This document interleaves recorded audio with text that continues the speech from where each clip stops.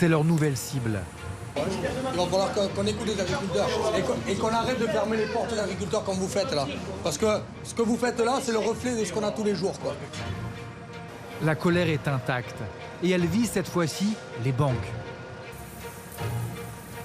Pour se faire entendre par elles, les bonnets jaunes de la coordination rurale renouent avec leurs actions coup de poing 2 semaines après la levée des barrages. Ils déversent devant cette agence du Crédit Agricole des pneus et du fumier. On va taper là où on est le plus fort, chez nous. Donc s'il faut venir 100 fois taper les banques, on viendra 100 fois taper les banques du département jusqu'à qu'on soit écouté et entendu. Terminé. Juché sur les roues du tracteur, cet agriculteur placarde leurs revendications. Gel des frais bancaires et report des crédits. Une urgence vitale selon eux. Surtout avec la conjoncture aujourd'hui actuelle, il n'y a rien qui se vend.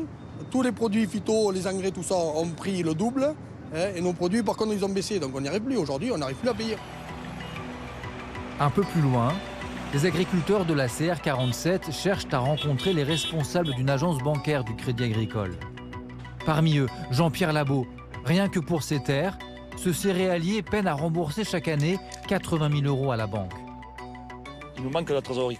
On a des cours qui fluctuent beaucoup, de céréales, tout ça, d'engrais, donc on a des trésoreries qui sont au plus bas. Et au jour d'aujourd'hui, si nous faisions un gel de cotisation d'emprunt, ça qu'on payerait que les intérêts et pas le capital, qui nous reporte ça en peine de tableau, ça permettrait à toutes les exploitations de remettre un petit peu de trésorerie dans leur ferme, si vous voulez, pas être asphyxiés, qu'ils puissent sortir au moins un petit salaire pour pouvoir vivre. Finalement, les responsables de la banque acceptent un court échange devant les caméras. Il y a du boulot, il y a du travail. Il y a du boulot, oui. Mais bon, déjà, à la base, il y a des choses à faire qui peuvent aider le monde agricole et sans que ça coûte trop cher à tout le monde. Le rendez-vous est calé et on va se voir, on va écouter et on va échanger pour accompagner l'ensemble des difficultés. Voilà. Des difficultés causées aussi à leurs yeux par des charges toujours plus importantes. À plus de 500 km de là, dans la Drôme, c'est devant l'immeuble de la Mutuelle sociale agricole qu'une vingtaine d'agriculteurs s'est réunie. Ils dénoncent le montant trop élevé des cotisations mensuelles. Pour Michael, céréalier, elles sont même plus élevées que ses propres revenus. J'ai une cotisation à peu près de la MSA en 2022 de 18 000 € et pour un revenu de 700 à 800 € par mois, quoi.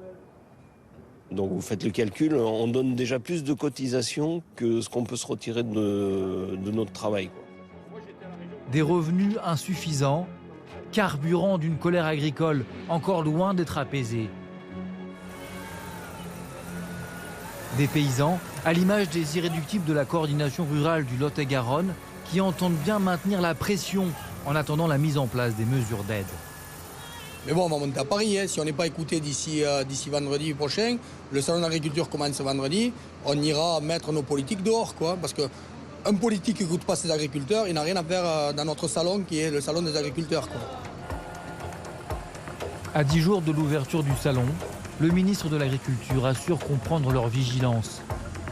Le président de la République lui-même va rencontrer prochainement des représentants des différentes organisations syndicales.